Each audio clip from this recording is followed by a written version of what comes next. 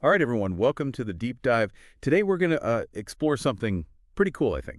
We're going to learn how AI can help us, like analyze our Excel files. I mean, let's be real, everyone's got tons of spreadsheets just like sitting around, right? Yeah, definitely. So we're going to figure out how to use AI to extract valuable insights from all that data. No coding required. Exactly. No coding or crazy statistic skills needed. Our guide for today is this Spanish resource called Goicha Completa para Analizar an Archivo Excel con Inteligencia Artificial. Oh, cool. So a deep dive into a Spanish guide. Mm-hmm. I like it. So where do we even begin with this whole AI and Excel thing? Well, the guide really stresses that prepping your Excel file is super important before you start using AI. Okay, so no just throwing any old spreadsheet at the AI. Uh-huh. Not quite. It's kind of like, think about it like this. You wouldn't run a marathon without training, right? Right, definitely not. I'm more of a walk to the coffee shop kind of runner. But yeah, I get your point. So how do we train our Excel files? First, make sure your file is in the right format. The AI needs it to be a .xls or a .xls. It's kind of like speaking the AI's language. Got it. So making sure we're speaking the same language from the start. What else? Structure is key. You got to have clear column names. It's imagine trying to find your way around a city where all the streets have no names, right? Total chaos. Yeah. So good column names are like a roadmap for the AI to understand the data. Exactly. And each row should be a separate observation, like a customer or a transaction. Each column represents a variable like age or purchase amount. Makes sense.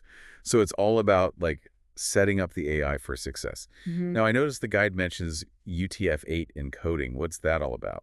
Yeah, UTF-8 encoding. It's just a way to make sure that special characters in your data, like accents or symbols, don't cause any problems. Huh. Think about customer data from different countries with different accents and characters in their names.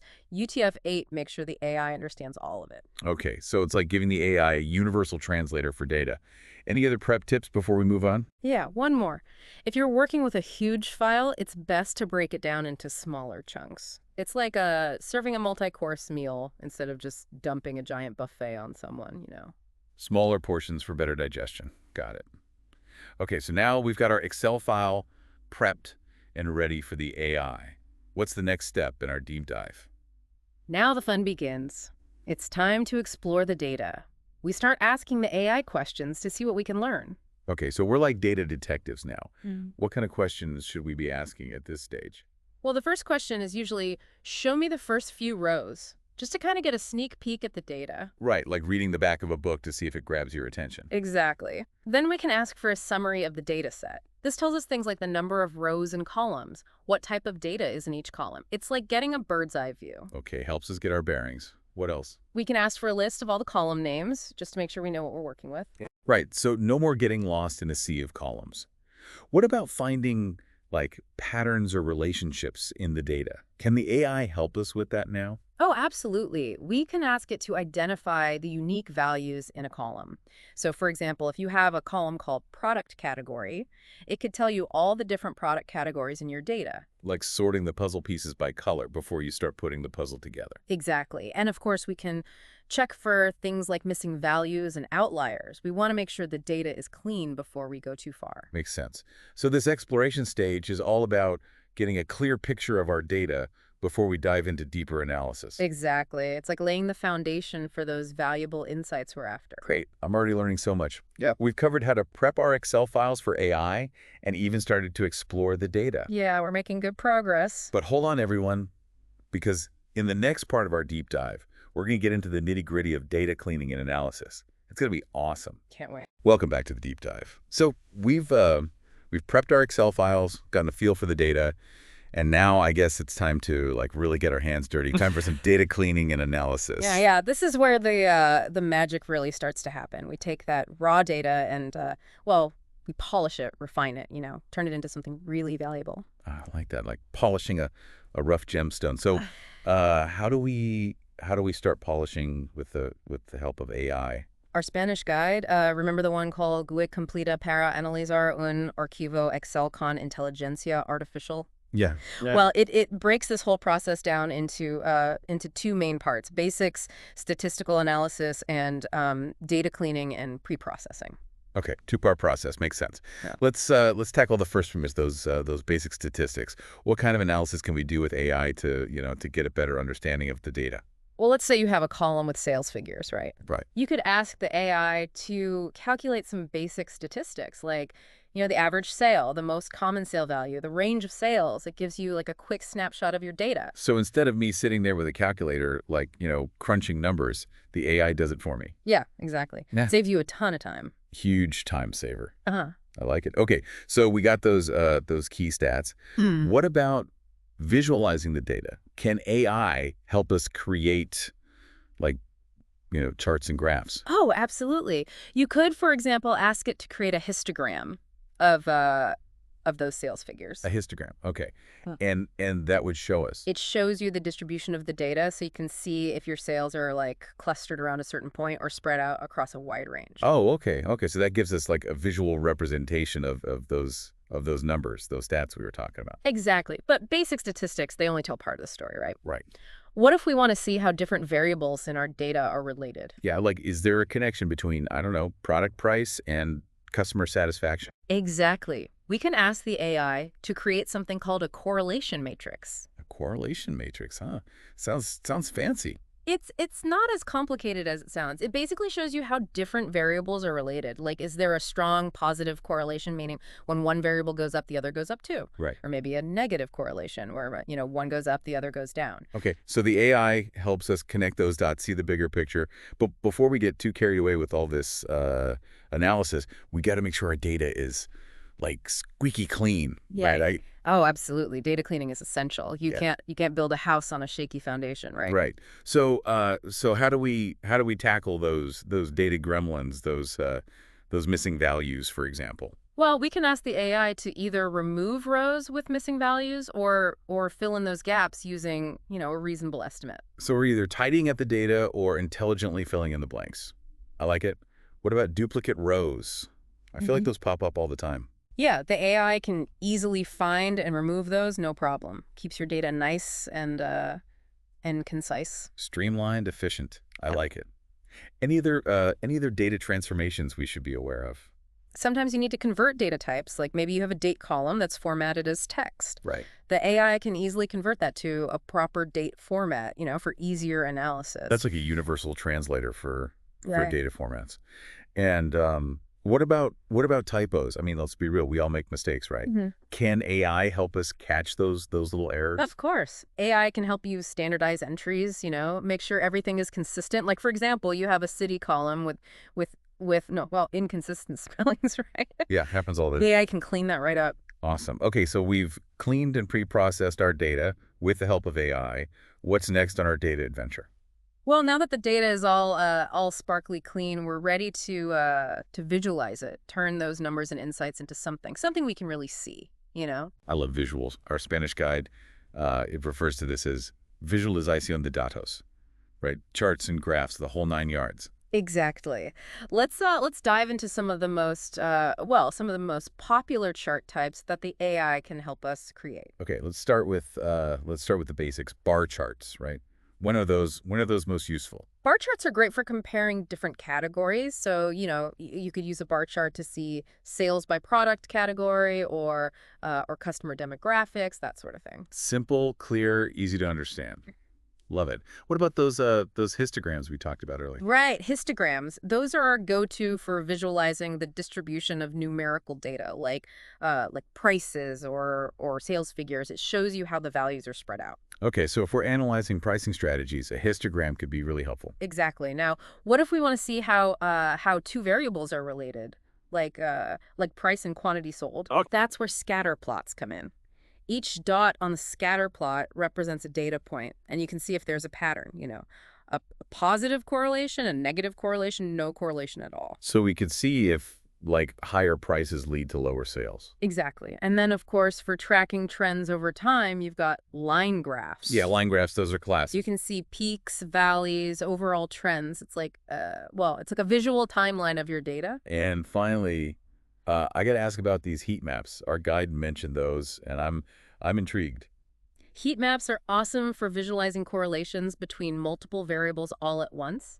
They use like color gradients to show the strength of the correlation. So, warmer colors like reds and oranges indicate strong positive correlations. Cooler colors like blues and greens mean weaker It's correlations. like a visual summary of that correlation matrix we were talking about. Yeah. Shows you all the relationships at a glance. Yeah. This is amazing. We've gone from like prepping our data to exploring it with basic statistics, and now we're visualizing it with all these cool charts and graphs. And it's all thanks to AI. Yeah, pretty powerful stuff. But our data journey doesn't end there, right? There's Mm. still more to explore. Oh, yeah, we're just getting started. In the next part of our deep dive, we're going to get into some more, some more advanced analysis techniques, and we'll learn how to, really make sense of all these insights, make some smart data-driven decisions. I'm ready. Can't wait to see what other secrets we can unlock. All right, welcome back to the deep dive. So we've prepped our data, explored it, cleaned it up, visualized it. What's next? What's left to do? Now we get to the really fun stuff, the advanced analysis techniques. This is where we can start to predict future trends, get those deep insights that can really help us make better decisions. Okay, yeah, the crystal ball of data. I like it. Our Spanish guide, Goy completa para analizar un archivo Excel con inteligencia artificial, calls this section analysis avanzado. It mentions some pretty powerful techniques. Yeah, for sure.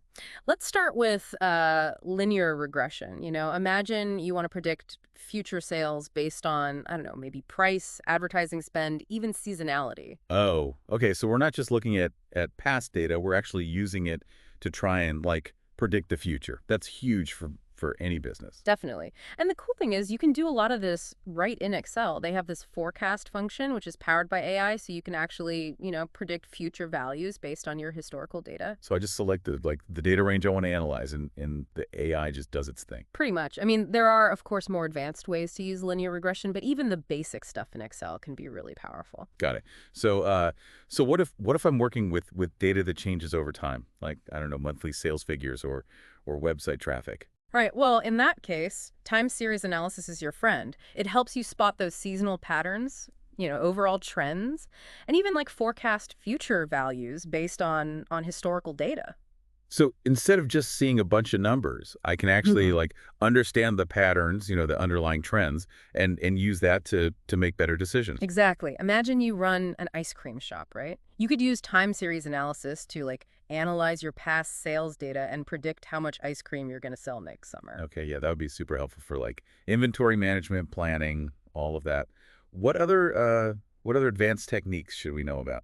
Well, you could use clustering to group your customers into different segments, based on their buying behavior or demographics or whatever criteria you're interested in. Oh, so instead of treating all customers the same, we can actually tailor our marketing and sales strategies to specific groups. Exactly. Customer segmentation. It's all about creating more personalized experiences, and that can lead to, happier customers, more loyal customers. Makes sense. Now, what about all that customer feedback we get, from surveys, reviews, social media? Can AI help us make sense of all that text data? Absolutely. We can use sentiment analysis. It's a technique that uses natural language processing to basically figure out the emotional tone behind the text. So you can see if people are feeling positive, negative, or neutral. Wow. So we can actually analyze the emotions behind the words. That's pretty amazing. It is. Imagine you launch a new product, right? You could use sentiment analysis to quickly see how people are reacting to it, identify any potential issues or areas for improvement. Real-time feedback, basically. Okay, so we've got all these advanced techniques, all this data, all these insights. It's easy to get lost in the numbers, right? Yeah. How do we make sure we're actually turning these findings into something actionable? That's a great question. Our Spanish guy talks about this too. Interpretación de resultados.